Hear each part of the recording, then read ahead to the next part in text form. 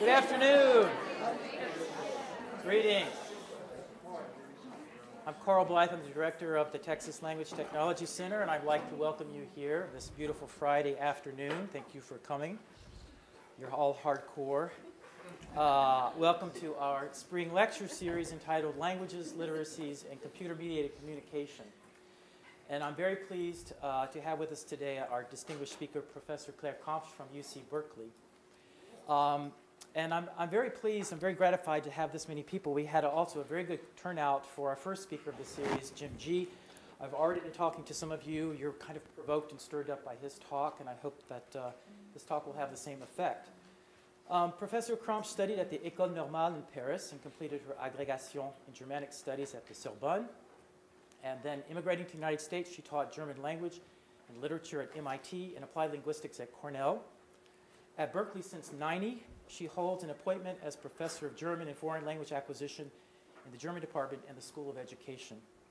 She's the founder and former director of the Berkeley Language Center, a research and development unit for all foreign languages on the Berkeley campus. Claire teaches courses in foreign language pedagogy, discourse analysis, second language acquisition, foreign language literacy. Her main area of research is applied linguistics with an emphasis on pragmatic, aesthetic, and hermeneutic approaches to language study. Her books include, in here I'm going to keep it short, but her books include, not her articles, I won't go there, Discourse Analysis in Second Language Teaching, Interaction et Discours dans la classe de langue, Foreign Language Research and Cross-Cultural Perspective, Text and Context, Cross-Disciplinary Perspectives on Language Study, Context and Culture in Language Teaching, Language and Culture, Language Acquisition and Language Socialization, Ecological Perspectives. And she's just completed a book manuscript on the multilingual subject under review at Oxford Press. I also got rid of all the German titles, so you'll have to go to her website and see that. I couldn't pronounce them and do justice to them. Her articles have appeared in many of the most prestigious journals of the field: Studies in Second Language Acquisition, Modern Language Journal, the Canadian Modern Language Review, the ADFL Bulletin, PMLA, Journal of Sociolinguistics. And awards. It goes on and on. In 1988, she received the Axel Nelson Brooks Award for the teaching of culture. In 1994, the MLA Mittelberger Prize for Outstanding Research in the Teaching of Foreign Languages and Literature. In 1998, she was the recipient of the Goethe Institute's Goethe Medal. And in 2000, she had two awards, the MLA Distinguished Service Award and the UC Berkeley Award for Distinguished Teaching. She has served as past president of the American Association of Applied Linguistics and the co-editor of the journal Applied Linguistics. So, you know why she's often referred to as a big name in the field. Her talk, as you can see, is entitled Authorial Intent and Cultural Authenticity and L2 Computer-Mediated Communication. Please welcome Claire Kramsch.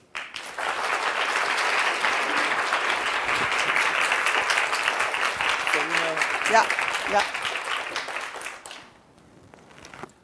Thank you, Carl, for the generous introduction. I'm happy to be here. I suddenly realized I'd never come to, I think, Texas at all. What a lacuna in one's CV. So I'm delighted to be here. The topic I'm going to be talking about, I have dipped in and out for the last 30 years, in fact, even though it's not that apparent from my publications. But how can you be 25 years at MIT and not be interested in the relationship of language and computers in general and computer-mediated communication? In fact, I worked very closely with Gilberte Fürstenberg. I know that you had her visit here. I was inspired over the years by Carl's work on computers, etc., although I'm by far not as adept at computer language and computer vocabulary as Carl is. But as I was working on discourse and culture, since that generally is what one associates my name with, I've become more and more intrigued at whether the computer is a hindrance or a facilitator of cultural understanding across country, across geographical distance, etc. And it came home to me particularly virulently in the last 3 years. I was working with a team of researchers, all Francophone researchers based in Paris, but Francophones from all over the world, from Australia to Eastern Europe to South Africa to Northern Europe, etc., on a précis du plurilinguisme et du pluriculturalisme dans l'enseignement des langues. So there we were talking multiculturalism, pluriculturalism, plurilingualism in French. And I was all the more delighted to be on that. As you know, I am originally French. And it's always nice to link up with your roots on a scientific basis than just on a family basis. And so I was gladly participating, and I was one of the 3 principal investigators of that project, the other 2 being Geneviève Zarat from the Institut National des Langues et Cultures Orientales in Paris, and Daniel Lévy from Macerata University in Italy. And most of the dialogue that we were conducting was on the computer, how to put together this book on, with the 68 different authors, all in French. And I suddenly realized something that had already dawned upon me when I look at the speed with which the world is learning English and is speaking English. The more the world speaks English, the less they understand one another. And that is what dawned upon me during these 3 years of excruciating misunderstandings among the members of that research team. We were all speaking French, and I certainly was glad to speak my mother tongue again, and yet for the life of me, I could not understand where the French were coming from. They were putting in question agency, qu'est-ce que ça, agency, je comprends pas, tu peux traduire. And I could not translate the word agency. And the more I thought about it, the more I realized how much our English and the French were imbued with ideological baggage, cultural baggage that did not translate and did not come across. And the computer made things worse because it exacerbated an illusion of understanding that we're used to from emails and internet communication. And so I am revisiting, in fact, with you today some data that were collected by Paige Ware for her dissertation in 2003, and that was the object of an article that Paige and I co-authored in the Modern Language Journal in 2005. I'm going to revisit these data with a view, with maybe a somewhat deeper reflection on the nature of the computer as a mediator in computer-mediated L2 communication. I will start with a little, so let me show you a little bit what my outline will look like. So I will give you an anecdote that triggered my thinking more as of a few weeks ago. Onto exactly what becomes of authorship and authenticity when you go from a diary to a blog. That will become apparent in my introduction. Then I want to look at 3 models of language based on 3 different technologies of language. The third one being the computer, but 2 others being previous technologies that still coexist today. From self-offline to self-online, what has changed? I want to say a few words about the original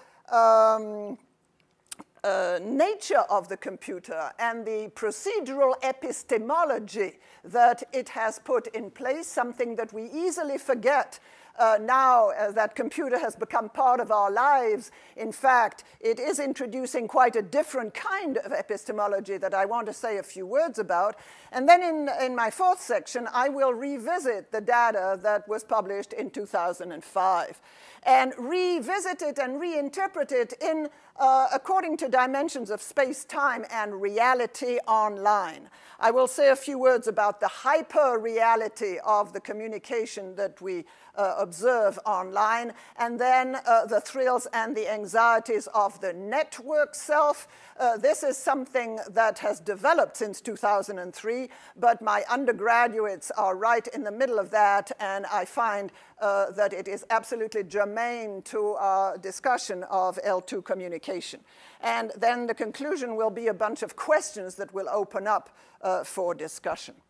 So, as a matter of introduction, I want to tell you what happened 2 weeks ago in my office. Here I have a pseudonym, Carolyn, 19-year-old sophomore, who comes to my office to discuss a term paper for a class. It was, in fact, a graduate seminar that I was giving on language and identity, but she's a bright kid, and she was doing very well as an undergraduate in that graduate seminar. She confessed to me that during her freshman year, she didn't really know who she was. So she started writing a diary every night. And for her term paper, she told me she wanted to revisit that diary to see how far she had come since her freshman year, since she was now in her second year.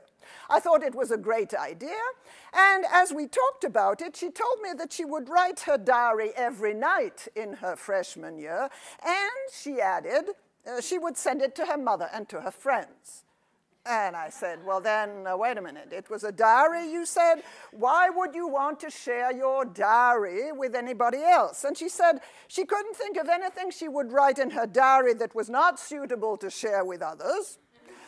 And moreover, she would never have the incentive to write a diary if she couldn't send it to others to get feedback. Oh, I said, so it wasn't a diary. It was... So I said it was a blog. She said, no, it was a diary. And she said, and I said, and they responded? She said, oh yeah, they gave me feedback, and I incorporated their feedback in my next diary entry. And I said, well, kiddo, no wonder you don't know who you are. Okay. I've been puzzled at the need of my undergraduates to be constantly connected and to search themselves online, and the ability or inability of the computer to hold its promises. What happens then when a diary turns into a blog? It's easy to think, because the computer can serve as a typewriter, as a word processor, that there's really not much difference between a diary and a blog, except that it reaches more people with more speed, that you can change the fonts, you can cut and paste the feedback from your mother and your friends into your own diary, you change the scale, you change the font, you change the speed of delivery, you change the number of people who receive the message, but otherwise, it's all the same. Now, that has always puzzled me, because if you change the scale, you change the size, you change the speed, you change the very axes of communication, and you've really changed the nature of the beast. And so I've been puzzled by, number one, by the undergraduate's need for connection, and secondly, by the computer, who seems to change the nature of the communication, even though it gives the illusion that it's only the same thing. It's you at a terminal, and it's the same you who used to speak face-to-face, but who is now at a terminal. So I want to look at what David Gradol in 1994 gives us a useful breakdown in 3 models of language description that each focus on a different aspect of language and its associated symbolic value. The written and print medium with its emphasis on form and information, the spoken medium with its emphasis on dialogue and interaction, and the electronic medium with its focus on link and connection. So I want to look at each one in turn and see and map the diary versus blog versus interaction versus blog on these 3 models. So I take the first model.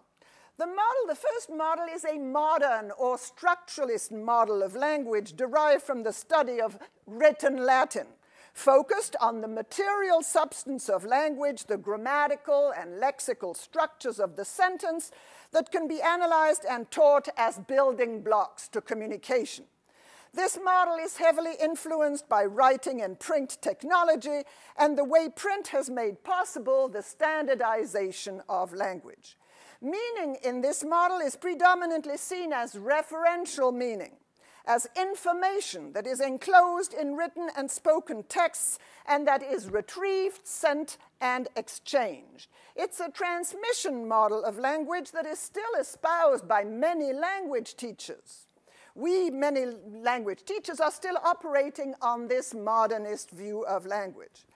Because language in this model is very much subjected to the rules of usage imposed by dominant institutions like the educational system, academia, and professional standards, it forms part of the symbolic order that human beings are socialized into. Communication in this model depends on everyone agreeing to use words to mean the same thing, codified within the standard language promoted by educational institutions.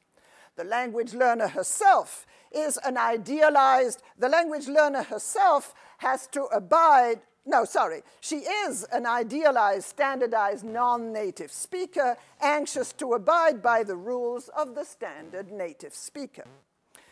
One way people have found to free themselves from the constraints of this symbolic order has been the diary. A diary allows its author to write for him or herself alone, to construct for herself an idealized alter ego that becomes the recipient of all sorts of intimate confessions, dreams, doubts, and desires that remain unseen, uncensored. Of course, I'm not talking about the published diaries in second language acquisition of people who hold their diaries with a view of publishing them. That's another kind of beast. I'm talking about original diaries just for me and myself. The diary is a safe place to express the subjective feelings of a language learner when he or she is abroad, feeling homesick. That's where a diary comes in handy, or in the unfamiliar environment of a language class.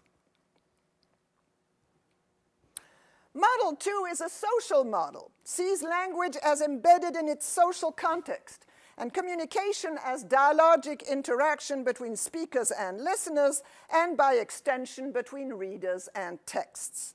In this model, form and meaning vary according to the setting, the situation, the intentions, and the purposes of the language users.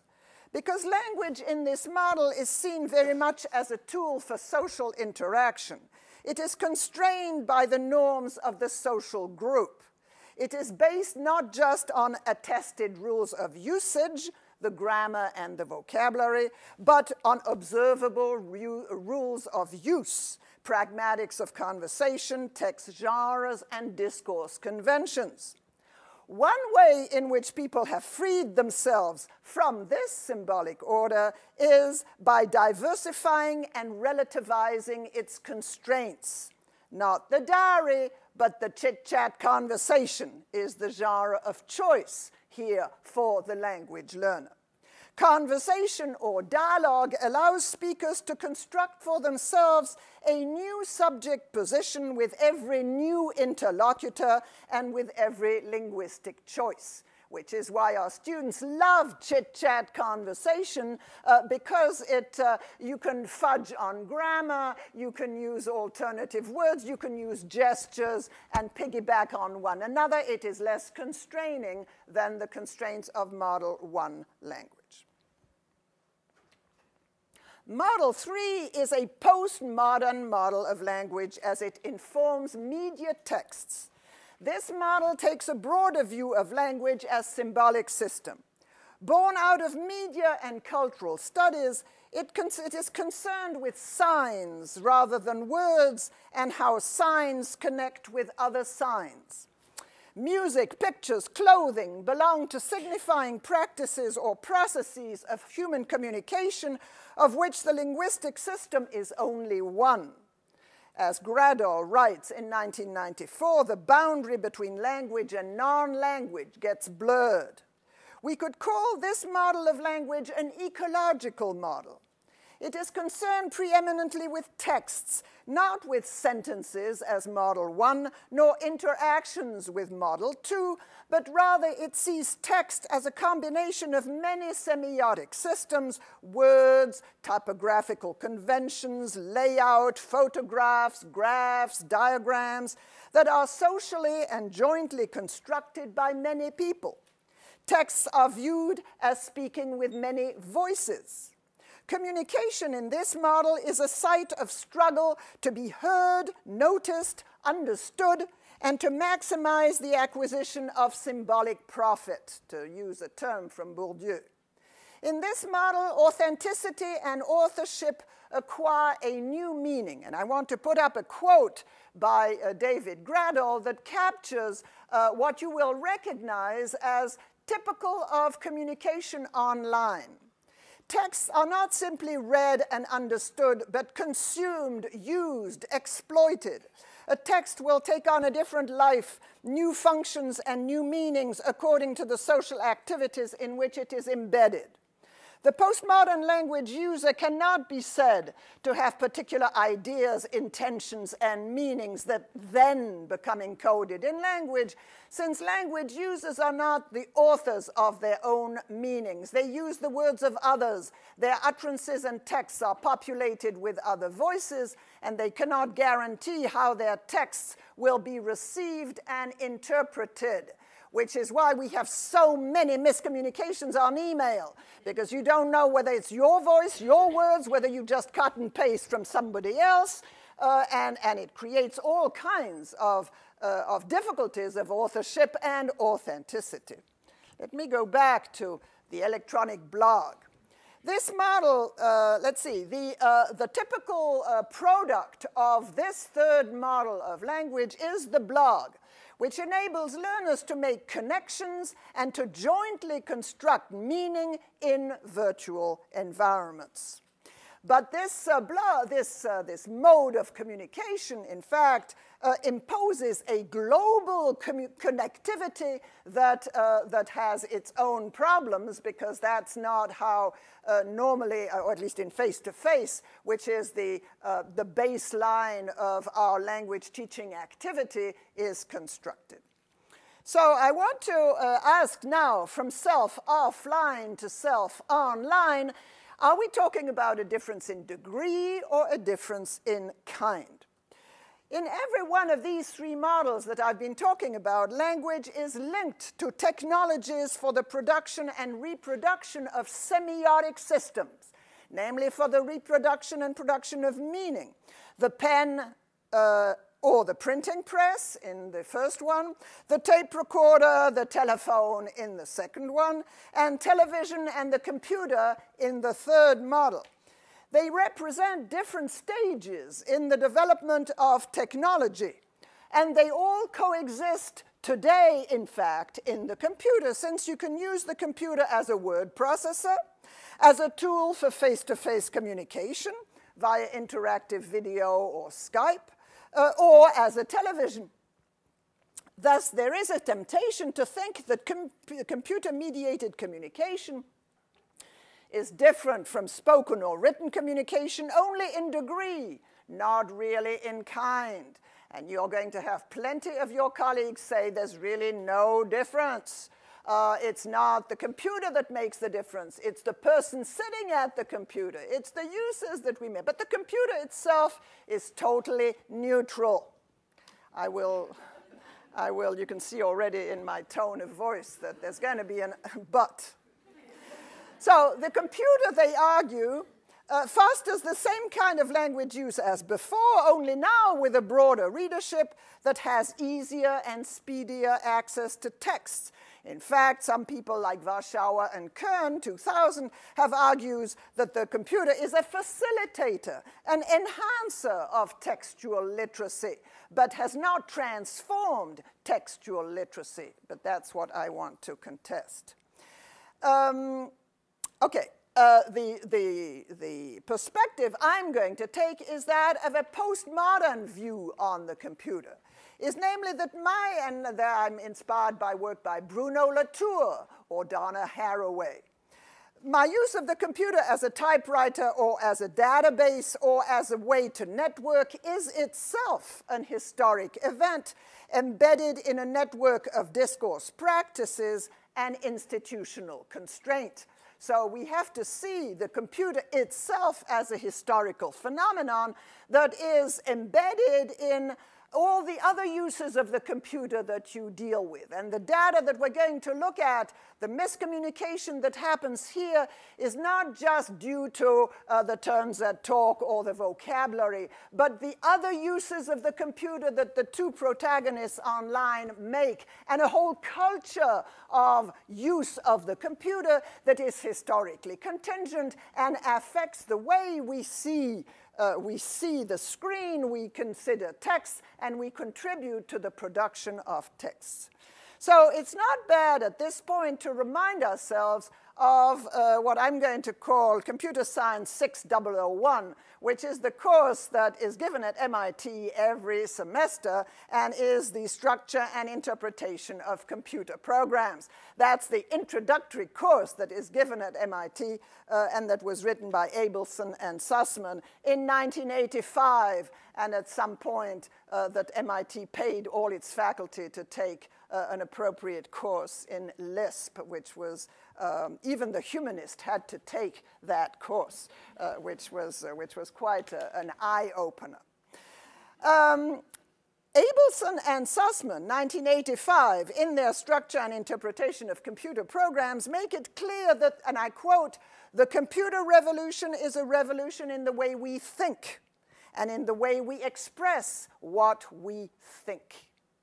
That is an interesting quote, because the computer revolution is not a revolution in the way we program or we type or we use word processor. It's a revolution in the way we think. And the computer is already affecting our students' way of thinking. Have you noticed that they all think in bullets? They think in bullets. When you start working on an argument that requires a sustained attention and the ability to not to take notes before I get to the end of my argument, they get impatient. Why don't I use PowerPoints with the bullets, so they think already in those terms. So as MIT, they add that while we have been used to viewing knowledge as declarative and language as referring to how the world is, computer knowledge is procedural. That is, it acts upon the world. It models it. It manipulates it in an attempt to solve its problems. And I quote from them, "The essence of this change is the emergence of what might best be called procedural epistemology, the study of the structure of knowledge from an imperative point of view." And that's what the computer does. It models a different self, a different reality on the screen. It does not just represent it. As MIT literary scholar and computer scientist Jane Murray writes in her Hamlet and the Holodeck, Janet Murray is both a literary scholar and a computer scientist with whom Gilbert Fürstenberg and myself worked for many, many years on the project Athena. And Janet Murray has identified those four characteristics of the computer, this procedural epistemology that I was talking on. She says that we tend to forget that the quintessential procedural, we tend to forget the quintessential procedural nature of the computer, invented to solve problems by drawing on an unlimited relational database. The computer gives access to a mutable, kaleidoscopic world of possible connections that seem to have no center. And the internet is a beautiful model, of course, of that. This procedural epistemology is characterized by distributed authorship, and I will read you what she says. "The connectionism of cyberspace is enhanced by the interactive nature, the interactive network of users itself.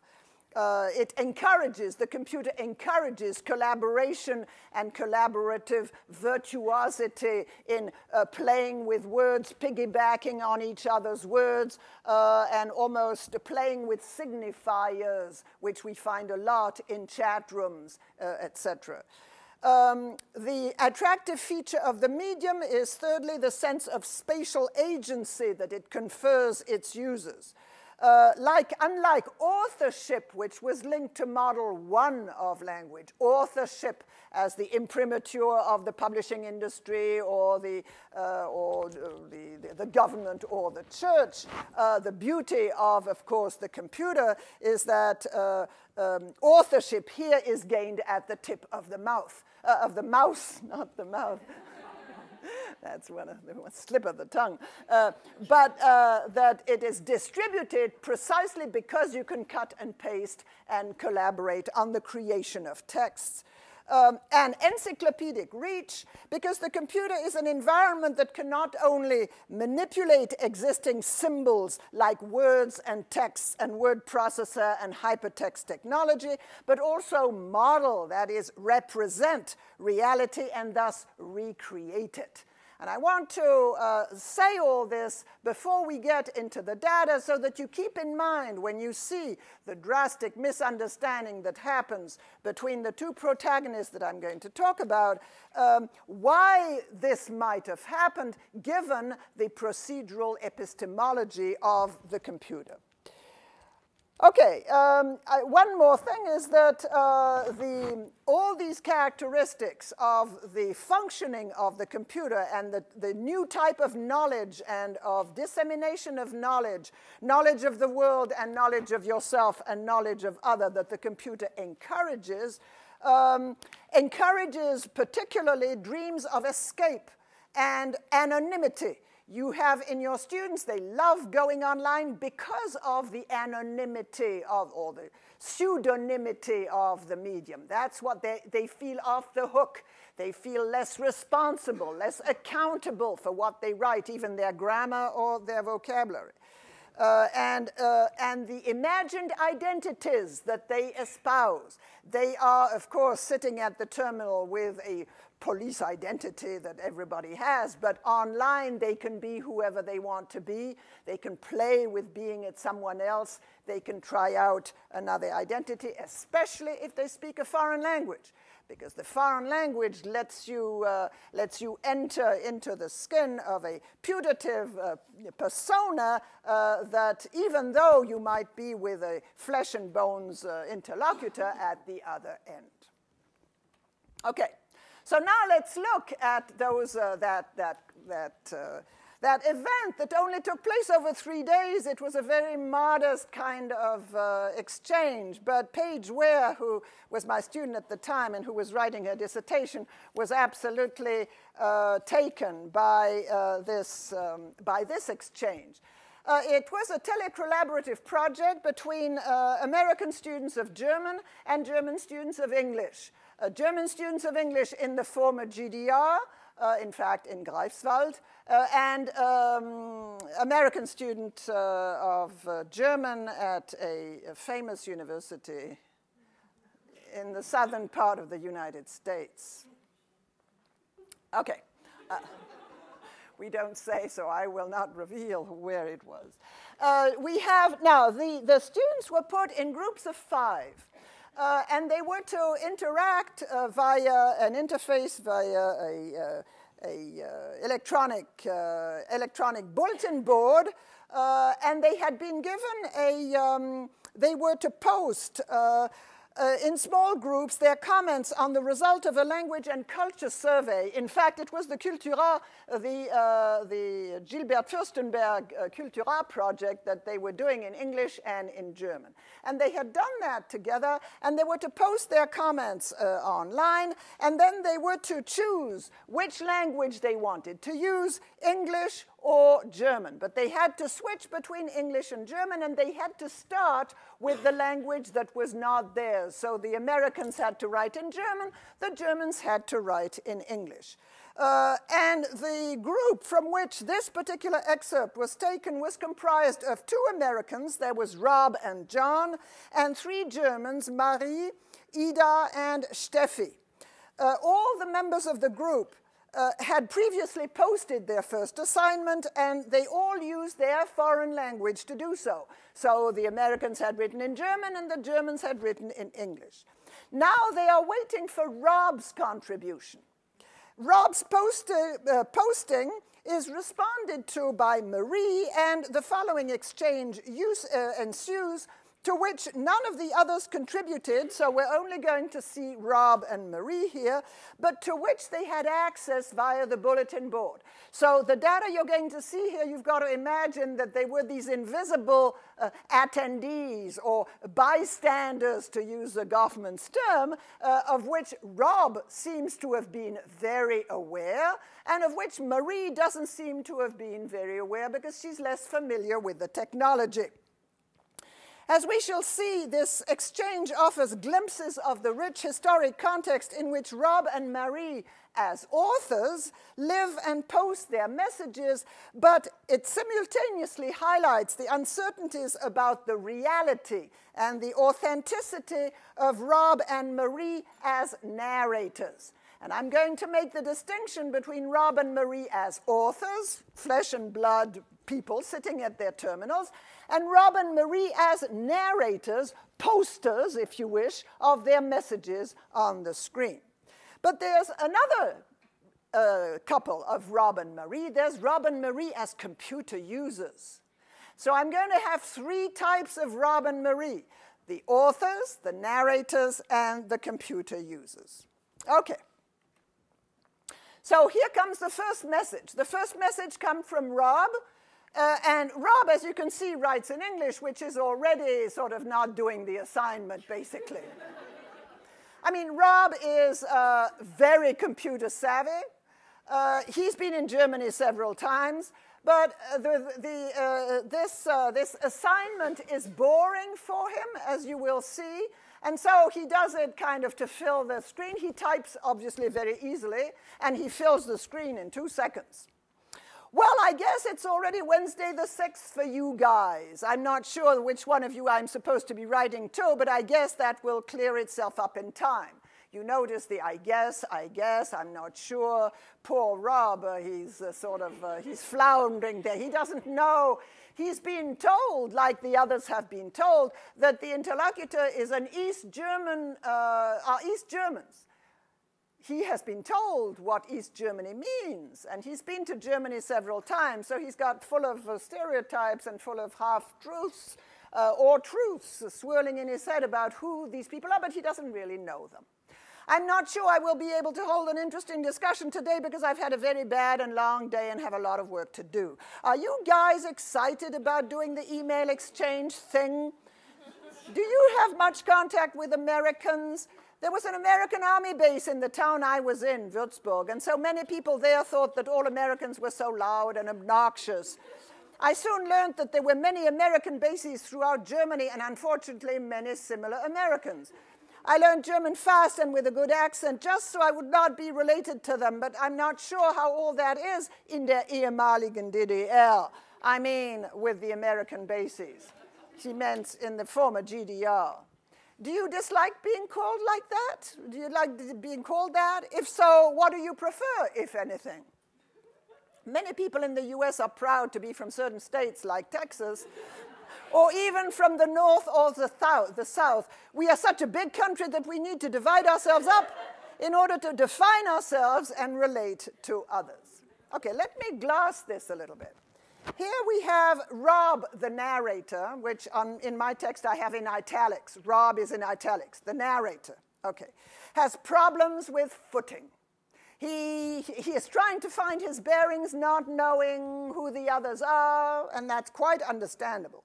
And finding the proper narratorial voice as he bravely attempts to establish a common ground for an informal exchange among what are strangers. His convivial form of address, you guys, his hedges, I'm not sure, I guess. His disclaimer, I'm not sure I will be able to hold a decent conversation. His attempt to distance himself from ugly Americans. his efforts not to sound judgmental about the division of Germany by equating it to the division of the US into states, all these are attempts to reduce the distance between him and faraway strangers. He wavers between various subject positions, a plain good guy of fellow students, a good rather than an ugly American, or a proud American. So he's floundering to find a subject position. But we must also look at Rob, the computer user. As a computer user, Rob is very competent, but he is obviously not interested in this email thing. Number one, email has already started not to be the thing that young people do nowadays. Email is for old fogies, but not, I mean, nowadays you text, you all this, but not email. So this email thing is pretty derogatory. Because for him, and in addition, the computer assignment is boring. So we must consider the non sequitur, the monologic style, the ease with which he can fill a whole screen with words to quickly get rid of an unwelcome assignment.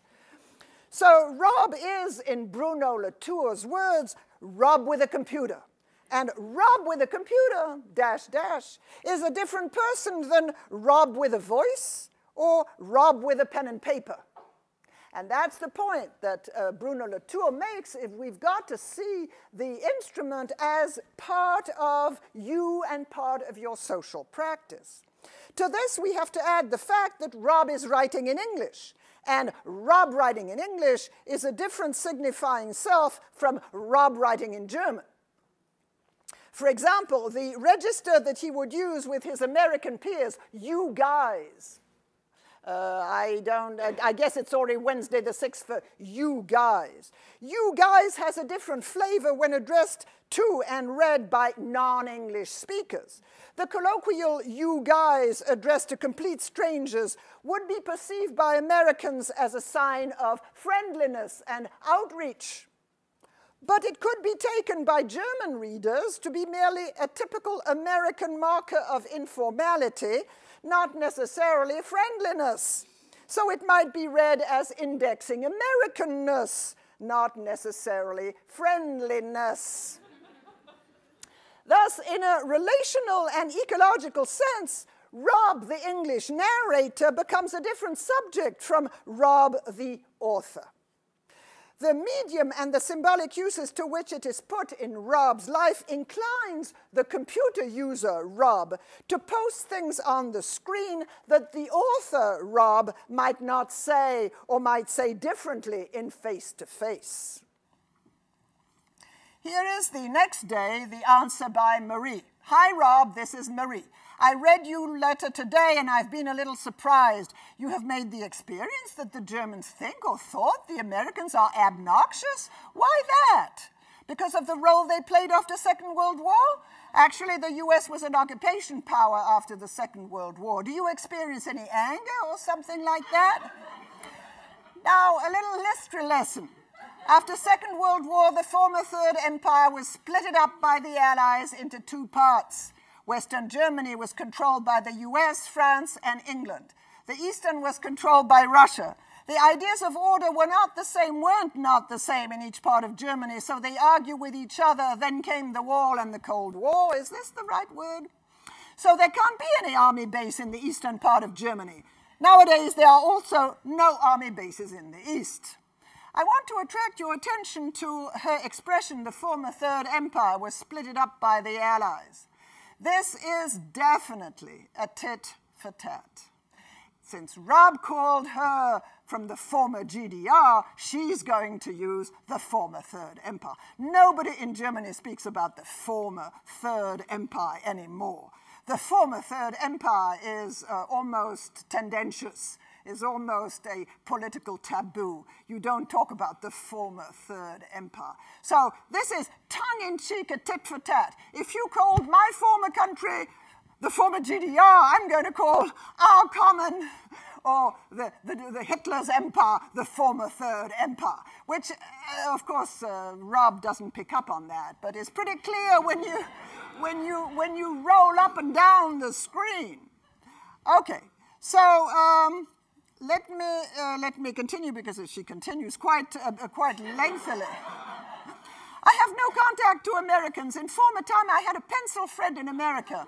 Her name was Jamie, but I think we don't fit together. She had some strange ideas about the world I couldn't handle with. And then comes along, I had to cut because there's just too much. Well, I was born in the former GDR. As you can see, she repeats the former GDR. And so there's definitely an echo across the intertextuality that is possible through the computer, but would not be possible in face-to-face. That comes from the rolling up and down. Now, I'm just a German girl. We also have federal states like you in the US. I live in the new federal state of Mecklenburg-Vorpommern.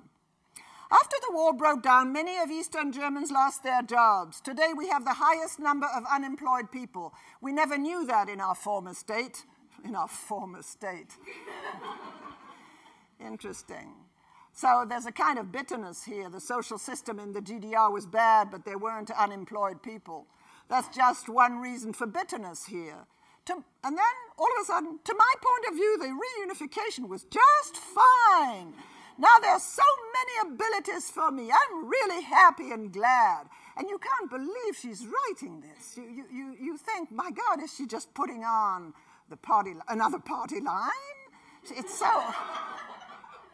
Everything in the GDR was strictly organized. Today it is possible to do what you want, just having a little American dream.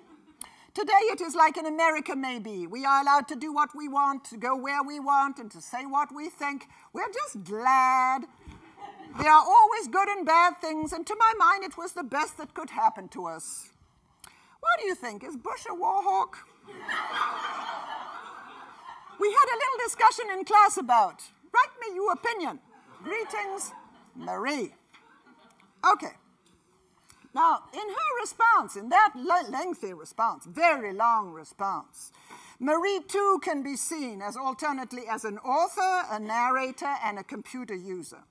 Marie, as a narrator, presents herself as a new Westerner, a born-again American, free to voice her opinions and to ask others about their opinions. I mean, after all, that's what she's learned that America's all about. You may discuss, ask, say what you want.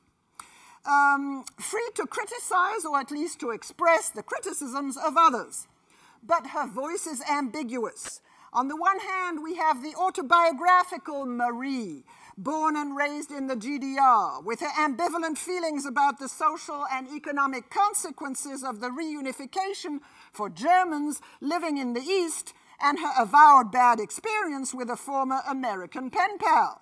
On the other hand, we have the narratorial Marie, conscious of the Americanness of her interlocutor and anxious to sound both factually informative through her little history lesson and ideologically congenial through her praise of the new democratic freedoms.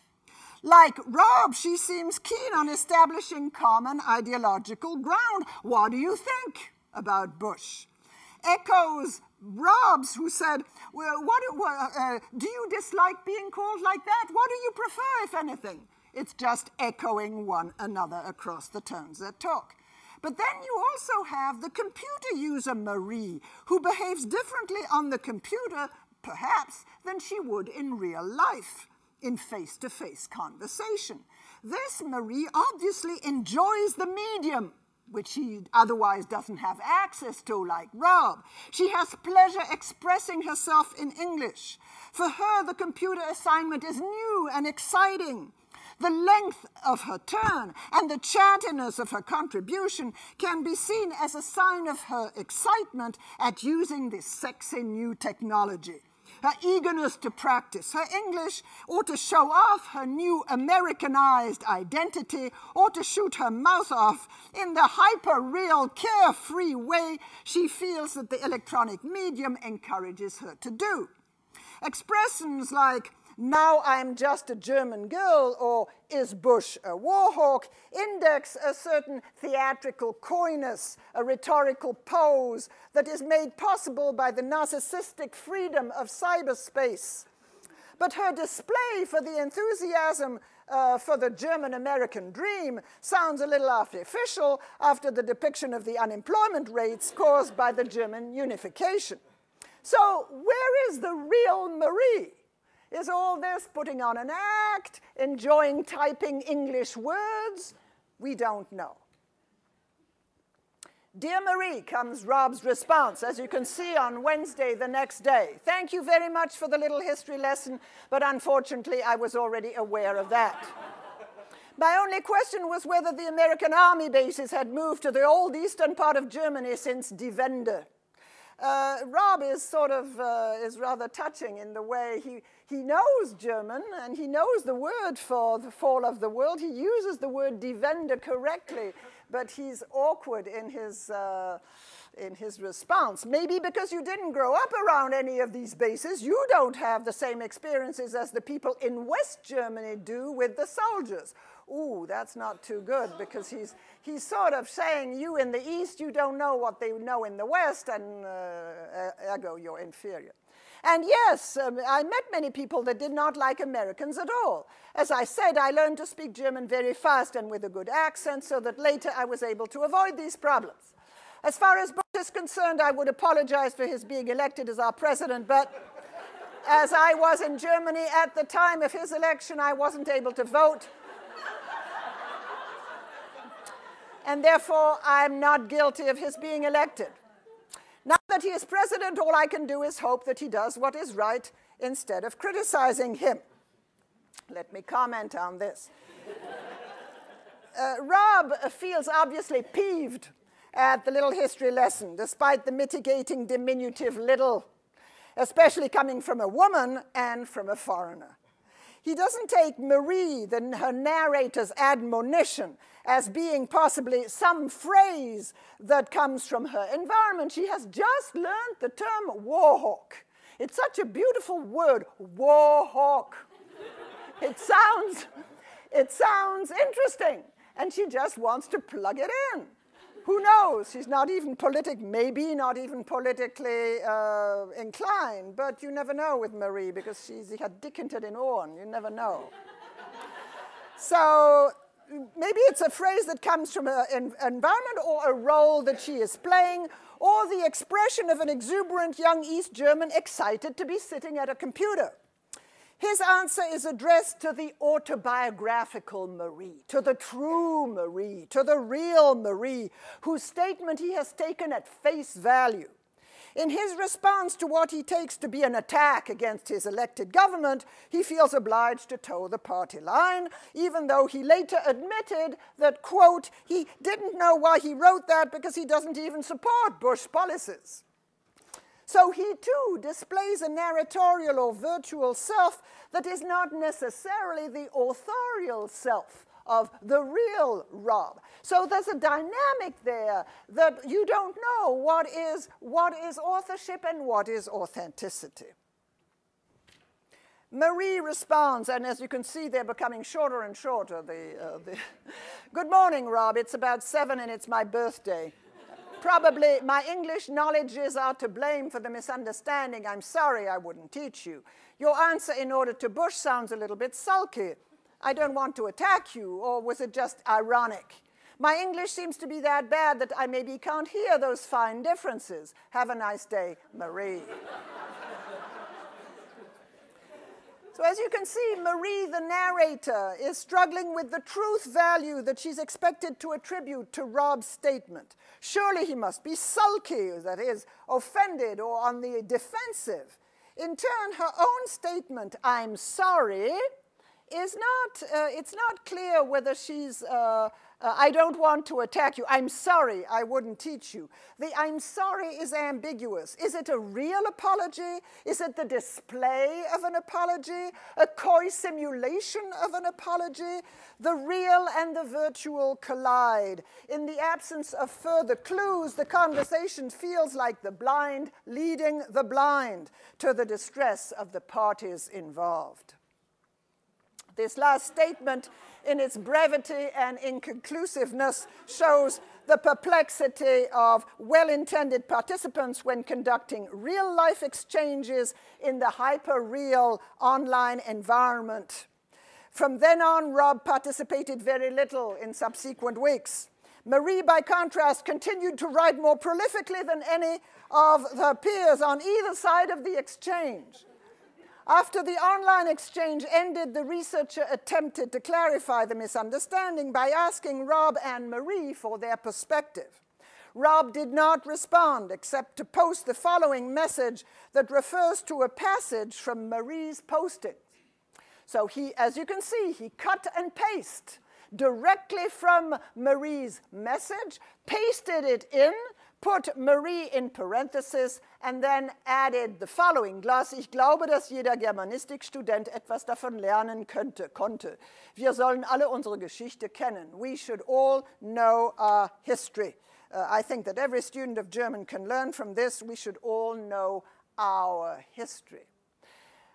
It sort of pains you to read that because, of course, as we know, we can question which history and whose history should he have known.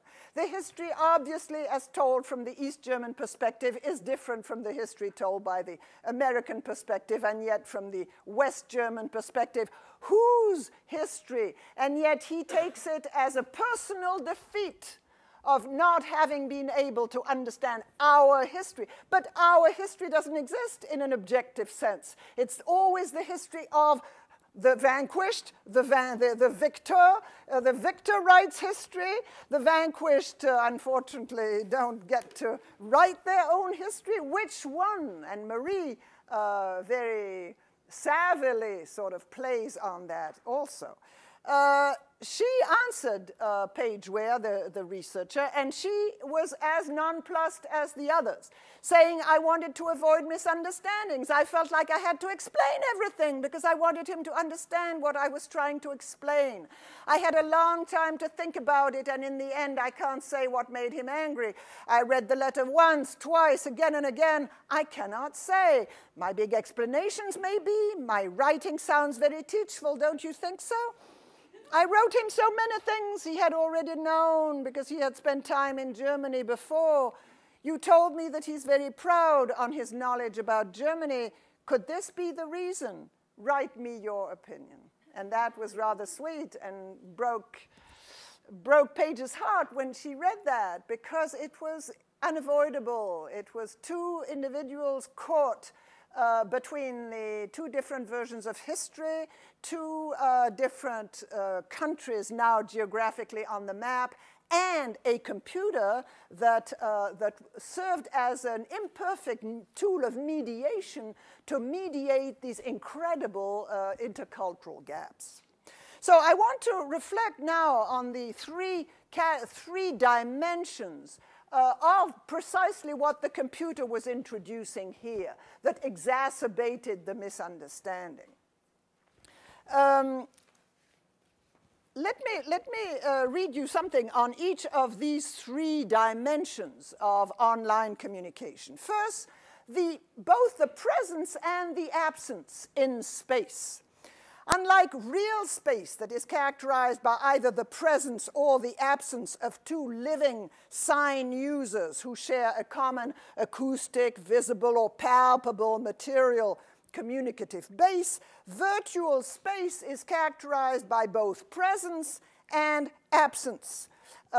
They are both sitting at their terminals, and you can read their word on the screen, but they are not there. They are reduced basically to typographical forms on the screen, in addition where you're not quite sure whether it's their words or somebody else's words. So there's a kind of a tension between the signs on the screen that are signed by them, but that might not be their own words. And we note in particular, for instance, the narrator Rob's desire to pass for a German. So Marie knows that she has to do with an American at the under end of the line, but it's an American that is trying to pass for a German, who has tried to learn German so well that he does not want to be seen as American. And Marie is a German, that's what Rob knew, but she's a German who wants to pass for an American and who is happy to not be German anymore. So you're having complex identities in each of these cases, which complexifies the picture. Okay. The time factor in online communication. Again, time is not the ephemeral, passing kind of time that we have in face-to-face interaction. It's a time that we can repeat and is reversible ad infinitum. Of course, the messages are posted in real time, but they are read by people to whom they were not addressed. They can be replayed. You can take words from one text to the other, embedded, etc. So time, in a sense, has become reversible. We saw this, a dramatic example of this, in Rob's textual juxtaposition of in der ehemaligen DDR and the American army bases, and the misunderstanding that was whether the American army bases were in the West or in the East, and that comes from a whole complex of misunderstanding due to the ability to be able to reread the previous message and correct, etc., etc. The easy intertextuality afforded by the infinite reproducibility of prior postings, rereadable at any time, has to be factored in when we try to understand the controversial use of warhawk, which was an echo to the previous expression by Rob of die ehemalige DDR. Because when Rob uses the word the former GDR, it's almost rubbing in a former citizen of that country. Your country does not exist on the map. What do you like to be called, if anything? If anything. Of course she wants to be called something.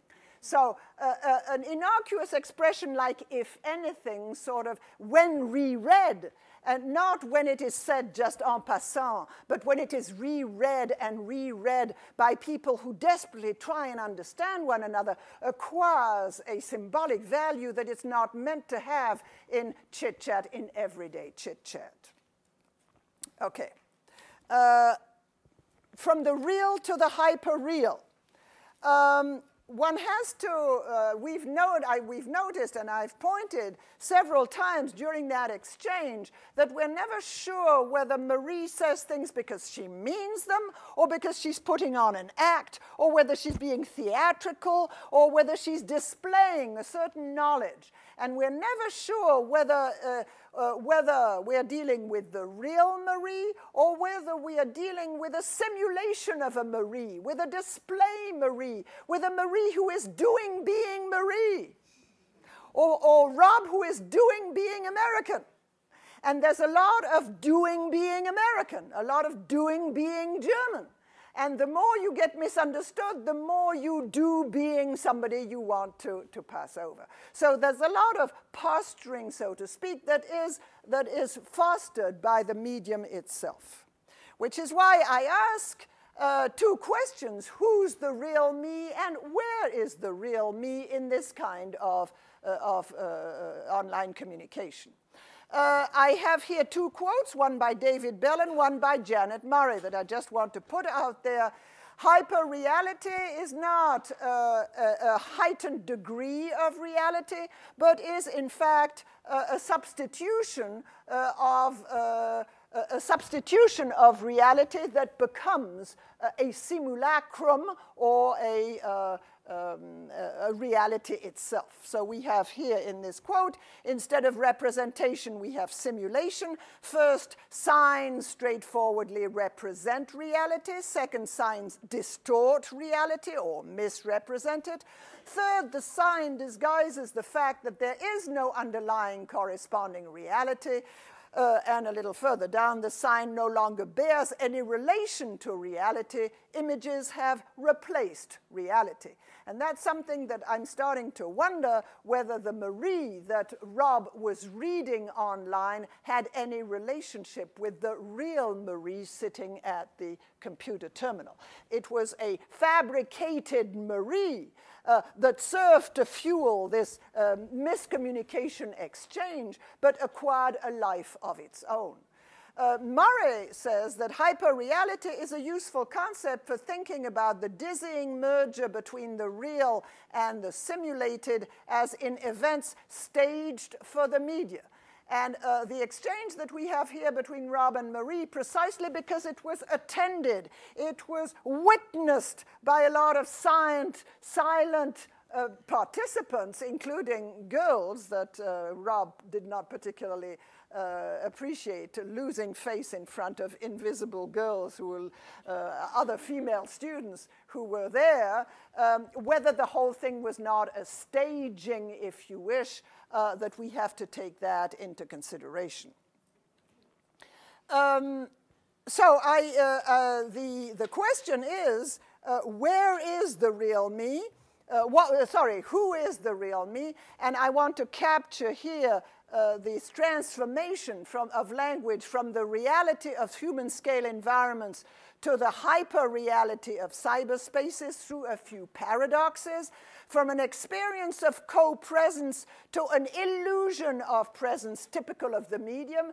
In other words, Marie was almost, Rob and Marie were conducting this exchange as if they were face-to-face, but the computer had a way of changing the rules of the game in a way that were invisible, but no less pervasive. And particularly, it was transforming the experience of co-present to an illusion of presence typical of the medium.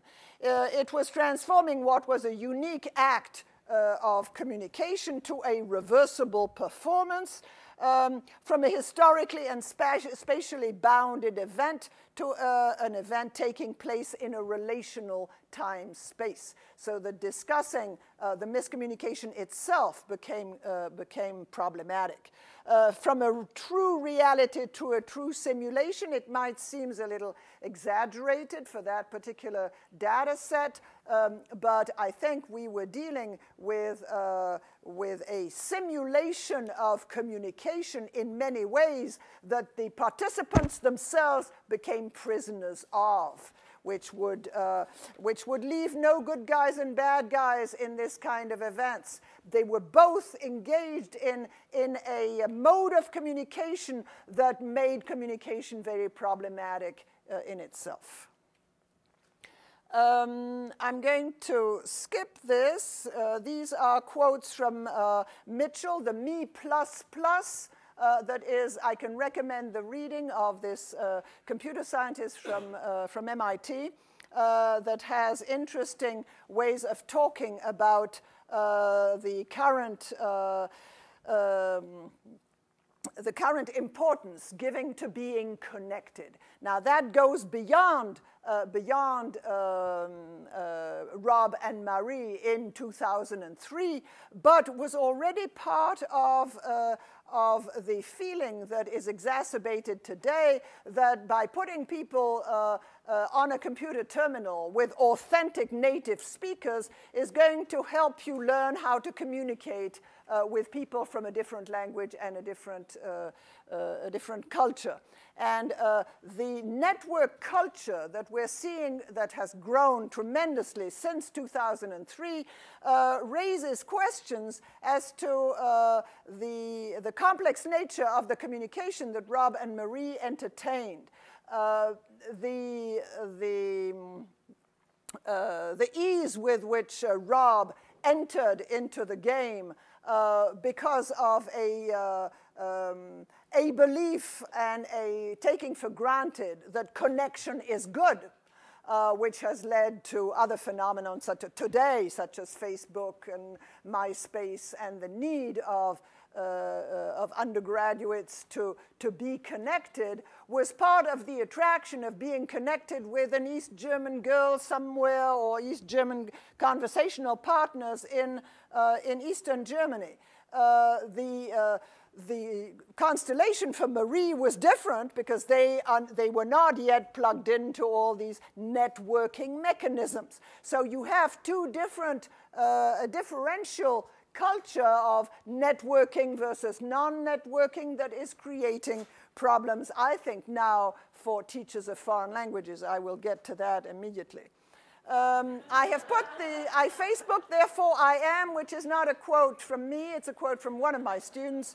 And I want to, I've put up Carolyn, the famous Carolyn, the 19-year-old who came to my office at the beginning of my talk, who was also complained that she was totally addicted to Facebook, and she doesn't know where that addiction comes from, but that was the reason why her diary turned into the blog that it did, and why she is addicted to this kind of computer-mediated communication. She writes, Facebook not only links you to each of your friends, but because everyone who has a Facebook can post messages on your wall, everyone can act as voyeur to everyone else's interactions, applications, options, etc. And the power that comes from putting people in connection with others. The second quote comes from a graduate student who is experiencing the same thing and who no longer can tell what is true and real. If it appears on Facebook, this is real, and this is her reality.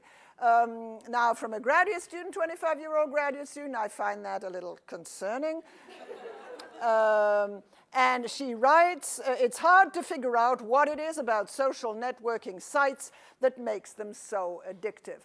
I'm putting that up not because it was the situation of Rob and Marie, obviously, but this is the culture in which, the historical social culture in which Rob's and Marie's are developing their interactions in a foreign language. Which is why I want to end with more questions than I started. But I find that computer-mediated communication and the kind of miscommunication that we've seen with Rob and Marie raise questions as to the fundamental tenets of language education and language learning as we knew it. You will remember that in exactly 1980, Christopher Candlin and Michael Breen, the famous Breen and Candlin article that spelled out the tenets of communicative language teaching, had said that communication, and also in a foreign language, means the expression, interpretation, and negotiation of intended meaning. That's anyone who's become a language teacher in those days, that was our Bible, that was our mission. And it was to be a synthesis of ideational, interpersonal, and textual knowledge. And it included a tension between the individual and the collective, because the individual wanted to say a lot of things that were not appropriate, not accurate, etc., and not sociolinguistically acceptable. And I will just read you here the quote from Breen and Candlin. The social conventions governing language form and behavior within a given sociocultural group are central to the process of language learning. Participants typically exploit a tension between the conventions that are established and the opportunity to modify these conventions for their particular communicative purposes. And here comes the clinching for what communicative language teaching was about. We were not only teaching them vocabulary and grammar, we were giving them tools to discuss the conventions themselves. Communicating is not merely a matter of following conventions, but of negotiating through and about the conventions themselves. It is a convention creating as well as a convention following activity. Now, my question is, if today it's not so much the message, the communication that is important, but the connectivity, number one, What is important? If today what's important is visibility, not so much to get your message across, but to be visible to others.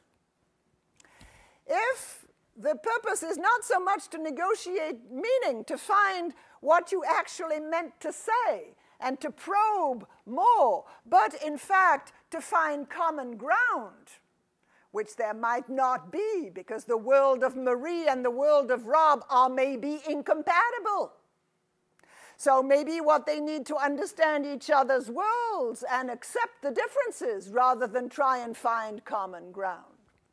Then we don't have that in computer-mediated communication, because the computer gives you the impression that its conventions are natural, or that's the way things are, that's the truth. If, according to the procedural epistemology of the computer, it's all about problem solving, instances of miscommunication are problems to be solved.